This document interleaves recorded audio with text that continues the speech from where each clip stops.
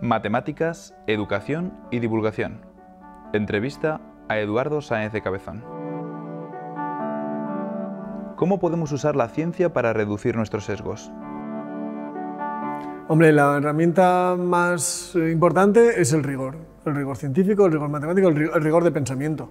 Entonces, el ser capaz de trascender las apariencias para llegar a los hechos, que eso es de lo que va la ciencia realmente, porque nuestra intuición, nuestra creatividad es el motor de desarrollo, digamos, pero es el rigor el que es el criterio de verdad.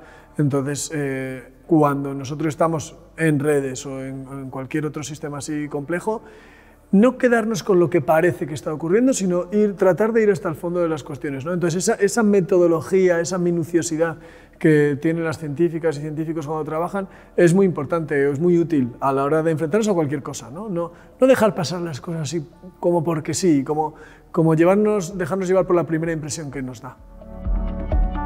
¿Cómo pueden los padres presentar las matemáticas a sus hijos?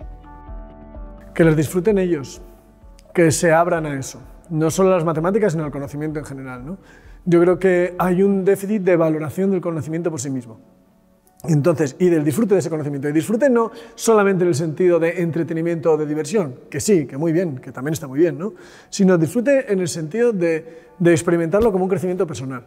Entonces, cuando en las familias se respira un ambiente de que el conocimiento es crecimiento personal y se ven a los padres, a las madres, a la familia, empleando tiempo y energía y dinero también en los bienes culturales, en visitar un museo, en estar leyendo en casa, en tener conversaciones sobre este tipo de cosas, ¿no? En tener intereses, en qué se elige ver en la televisión o en series y tal. Yo creo que eso es la forma más natural de, por un lado, naturalizar la conversación cultural y científica y, por otro lado, de quitarle drama a ese tipo de cosas, ¿no?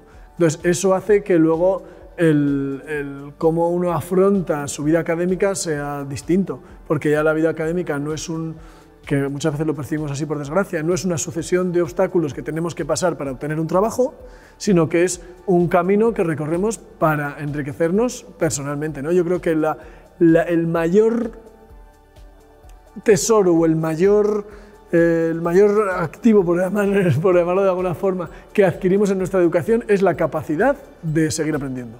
Entonces, si eso es lo que queremos sacar de la escuela, eso es lo que tenemos que cultivar. O sea, más allá de saber hacer el mínimo como múltiplo o las derivadas, lo que tenemos, nuestro objetivo es conseguir hambre por aprender. Ese es el objetivo de la escuela. ¿Qué aconsejarías a los profesores para transmitir gusto por las matemáticas? A mí me resulta muy difícil dar consejos a gente que está haciendo su trabajo estupendamente, ¿no? O no, cada cual con el nivel de desempeño y de capacidad que tiene, y de compromiso también, que es muy importante. Pero hay un par de cosas que yo creo que no solo para las matemáticas, sino todo en general, pero para las matemáticas son especialmente importantes, que es el que nuestros estudiantes perciban que aquello que están aprendiendo tiene sentido aprenderlo, tiene sentido para ellos, sientan que le está aportando algo. Ese algo puede ser una capacitación para el futuro, estupendo, es parte de ello. Ese algo es ser capaz de entender aplicaciones de las matemáticas en el mundo real, estupendo también. Ese algo es diversión, estupendo. Pero sobre todo que tenga sentido, que ellos sientan que eso aporta algo en su vida. Y es muy importante ponerse en su lugar, porque nosotros podemos tener muy claro que eso tiene sentido y que les va a dar sentido, pero es el sentido que ellos perciben el que es importante, no el sentido objetivo o el sentido en sí que tiene la materia que estamos transmitiendo, sino el sentido percibido. Y para ello yo creo que es muy importante, y es algo de los que somos profesores muchas veces carecemos de oportunidades, pero cada vez por suerte hay más oportunidades para enriquecer eso, es ser capaz de dar contexto a los conceptos. Contexto en muchos sentidos, no solamente tiene que ser aplicaciones en la vida práctica, sino dar contexto a los contenidos que estamos compartiendo con nuestros estudiantes, ¿no?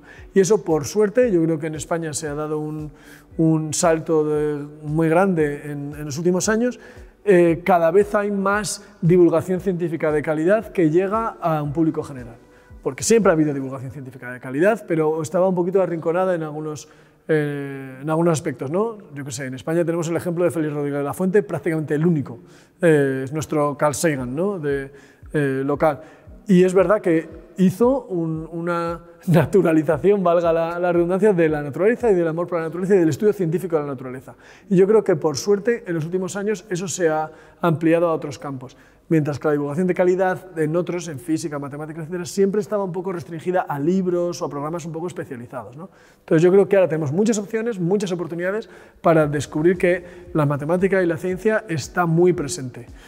Quizá la última ha sido, aunque sea triste, la pandemia, ¿no? Hemos tenido la oportunidad de ver que la presencia de la ciencia en el, no sé si imaginario, pero desde luego en la toma de decisiones colectivas es muy importante. Porque por un lado está que los científicos y las científicas desarrollen curas, vacunas y gestión de una pandemia, pero también la población tenemos que tomar las decisiones adecuadas, tanto las instituciones como la población, y las decisiones adecuadas las podemos tomar si estamos alineados con el discurso científico. Y ahí la comunicación de la ciencia tiene un papel fundamental. ¿Qué echas de menos en la divulgación científica española? Chicas famosas, chicas que hagan divulgación y sean conocidas y apreciadas por la divulgación en áreas técnicas y en otras áreas. Sí que hay algunas, por ejemplo en YouTube existe, está la Hiperactina, por ejemplo, que tiene muchísimos seguidores y que lo hace muy bien, pero he hecho un poco más eso, ¿no?, en falta. Y también algo más de transversalidad en cuanto a los contenidos, o sea, porque sí que hay algunos contenidos muy buenos y hay gente maravillosa haciendo cosas estupendísimas, yo aprendo muchísimo de ellos y de ellas, pero es verdad que como que todavía estamos en compartimentos un poco estancos, ¿no?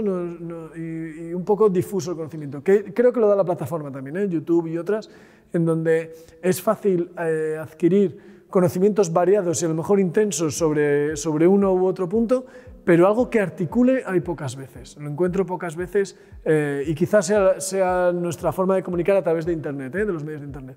Y para eso yo creo que están los libros y que están los maestros, ¿no? Los profesores y los maestros, y los libros y cursos así largos y ese tipo de cosas, ¿no? Entonces yo he hecho un poco de menos esa articulación. Por lo demás, yo creo que ahora es un momento precioso en la divulgación en España, es muy ilusionante, hay muchísima gente haciéndolo muy bien, y aunque tenemos siempre el peligro de mirarnos al interior, de hacer cosas solo para la comunidad de divulgadores, eso es un peligro constante, que lo tiene toda comunidad, pero creo que se tiene la madurez y el sentido y la sensatez suficiente como para darse cuenta de que no, que realmente el objetivo no es quedar bien y ser el más listo entre los comunicadores, sino que el objetivo es mejorar el bienestar, digamos, de la población a través de la divulgación científica. ¿Qué aconsejarías a quienes quieren divulgar materias complicadas? Claro, hay muchas materias que son muy complicadas. Primero, que no agobiarse, o sea, no todo el mundo tiene que entender todos los detalles de todo. Y no pasa nada. O sea, es ver, yo creo que hay como dos movimientos que ejercer, ¿no? Uno, y que son complementarios. Uno es acercar la materia al público, digamos, ver qué cosas hay mientras que el público permanece inmóvil en cuanto a sus intereses, ¿no? Es decir, qué hay en mi materia que puede conectar con los intereses que la gente ya tiene. Los intereses como personas humanas, el amor, la muerte, el aprendizaje, ese tipo de cosas, la actualidad, los intereses culturales, etcétera, ¿no? Entonces, ¿qué hay en materia que puede conectar con algo de eso? Entonces, ahí lanzar un hilo que luego puede ir recorriendo. Y hay gente que se detendrá en parte de ese hilo y gente que profundizará más y acercará más a mí. Entonces, eso es como partir de los intereses que el público ya tiene, y entonces yo busco dentro de mi materia, la acerco hacia esos intereses del público. Y el otro sería el inverso, ¿no? Es decir, generar nuevos intereses en el público que los acerquen a mi materia, ¿no? Y ese generar nuevos intereses, generar nuevas preguntas que soy yo el que viene a responderlas después, ¿no?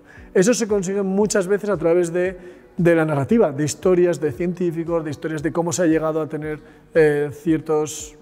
a adquirir ciertos conceptos, ciertas costumbres en nuestra sociedad o en la ciencia, cosas que la ciencia se ha preguntado. Nunca la ciencia se pregunta cosas por casualidad o solamente por que acaben en sí mismas, ¿no? Aunque sí que muchas veces estamos en temas como muy apartados de lo que es la vida cotidiana, pero siempre hay algo que conecta, ¿no? Y muchas veces es alguien que se lo ha preguntado, que a partir de su historia personal ha llegado a esas cosas, ¿no? Y también está la propia historia personal. Si alguien se mantiene en ciencia, y con las condiciones que tenemos para trabajar en ciencia más aún, es porque tiene una razón poderosa para hacerlo. Bueno, pues a lo mejor podemos explorar a partir de ahí, ¿no? ¿Por qué sigo manteniéndome en un sistema científico que tiene estas carencias? ¿Por qué? Pues alguna razón poderosa ahí, y de ahí podemos tirar seguramente. ¿Qué oportunidades ofrece Internet actualmente para la divulgación? Hombre, ahora la oportunidad más grande es la que dio Internet, ya llevas haciéndolo mucho tiempo para la producción cultural, ¿no? Que es el abaratamiento de costes o de necesidades de producción que tienes. Ahora mismo para hacer un canal de televisión no necesitas más que una cámara, y ni siquiera, ¿no? Prácticamente con la cámara del móvil o del ordenador puedes hacerte tu canal de televisión en YouTube, lo que sea. Otra cosa es las calidades y todo eso, por supuesto, hay muchos niveles diferentes, ¿no? Pero antes no existía eso. Para tú poder poner algo a disposición de un público amplio, o eras una productora, o eras una editorial, o eras una cadena de televisión.